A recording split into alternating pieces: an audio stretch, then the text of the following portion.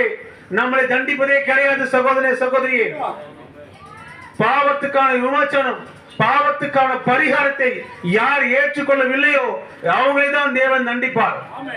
தேவன் எங்களுக்காக ஒரு பரிகாரத்தை கொடுத்தார். நம் பரிகாரத்தை தேடி எங்கெங்கோ இந்த மக்கள் ஓடிக்கொண்டிருக்கிறார்கள்.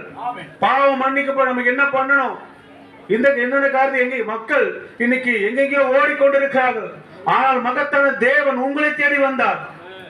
தேவன் எளிமையாக எந்த பணமும் இல்லாமல் எந்த காரியம் இல்லாமல் தேவன் மன்னிப்பை இலவசமாய் நம்மளுக்கு கொடுத்திருக்கிறார். தேவன் ரட்சிப்பை நம்மளுக்கு இலவசமாய் கொடுத்திருக்கிறார். சகோதர சகோதரியே, அந்த மகத்தான தேவன் கர்த்தராகிய இயேசு கிறிஸ்து மாத்திரமே நம் பாவங்களை மன்னிக்க முடியும். ஒரு மனிதனை அவன் பாவம் அவன் விட்டு நீங்கும் போது அவனை விட்டு அந்த வியாதி நீக்கி போகும். அப்பாவம் அவன் விட்டு போகும்போது விட முடியாத எல்லா காரியமும் அவனை விட்டு